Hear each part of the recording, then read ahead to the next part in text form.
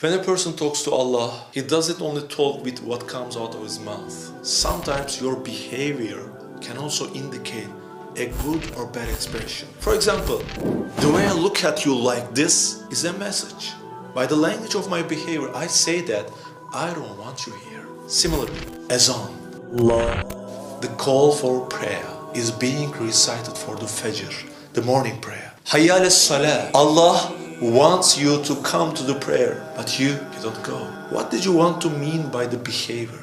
By the language of your behavior, you say that I am not coming, Allah. Zuhur time approaches, but no. You carry on working, Asr time. Asr time comes up and you don't still go. Maghrib time approaches, you say, by the language of your behavior, I am busy. I have so many things to do. Beware, dear friends. Those are such a daring acts. So you say, oh Allah, I am not going to stand by you. Isha time, I'm not coming.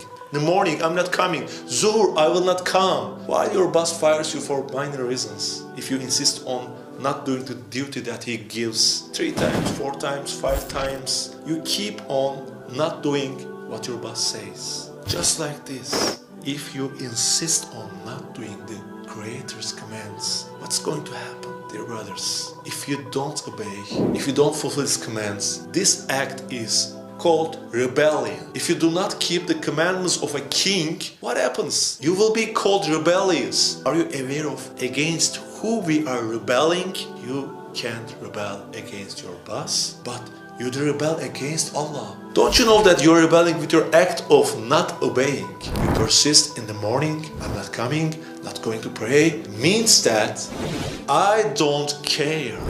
I don't care. And then and then you hear Azan, you start not to care.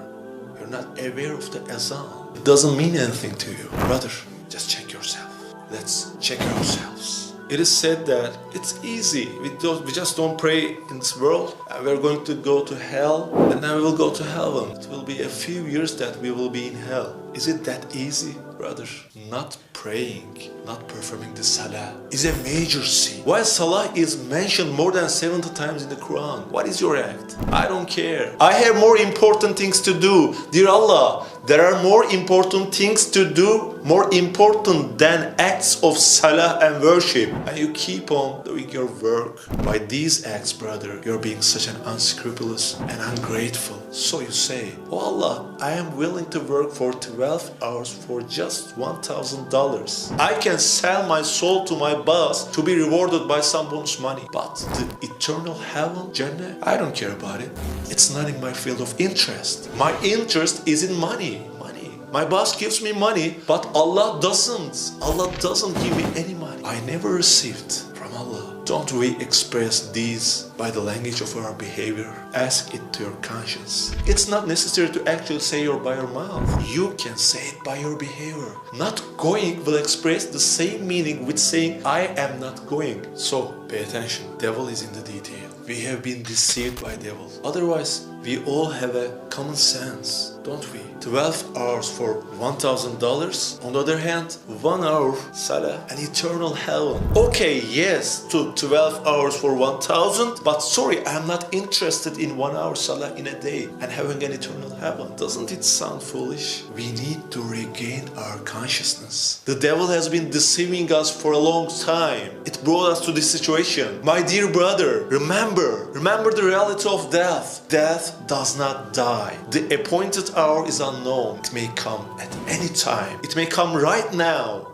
Grave cannot be closed. People enter the grave constantly. Let me tell you what to do. Go home, dear brother. And today, you are going to break the back of the devil. Bring your prayer rug, lay it on the floor. Raise your hands. Just raise your hands to start. Raise your hands to say Allahu Akbar. Stop saying, no brother, I'm tired. I can't do this. I'm busy. I will do that later. Stop saying these reasons. I can't pray. I can't do that. How am I supposed to pray when I have so many sins? My dear brother, that's enough. That's enough.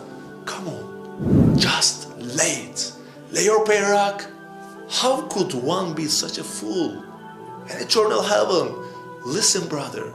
The devil has been deceiving you for years. It's not me who says it. It's in the verse of Quran, commanding prayer. I'm not commanding. For the sake of Allah, straighten yourself out. Lay your prayer rack, no matter what you are in. Even if your mom and dad oppose it, even if the whole world will be against you, lay the prayer rack, raise your hands for your Creator. Wave aside the world with your hands and stay focused. Focused on Allah. Say Allahu Akbar. Allah, you are the greatest. Submit yourself to Allah. Prostrate yourself before Allah. You know, the salah is essential. The miraj for a believer. It's a conversation between Allah and you. You have an appointment with Allah and the Isha prayer. Don't you want to communicate with Him? Come on. Lay the prayer rack, raise your hands, wave aside the world with your hands and fold your hands and say, my Lord, my heart is only satisfied when I remember you. Dear Allah, these worldly things do not satisfy my heart. Brother, pray to Allah. Say, dear Allah, let me maintain the action of prayer. Make me walk in the right way, straight path. Your commandments. Lay the prayer rack, whatever happens. Today is your day. Now, what is your answer to your Creator? No, I am not going to pray. Or yes, today is my day.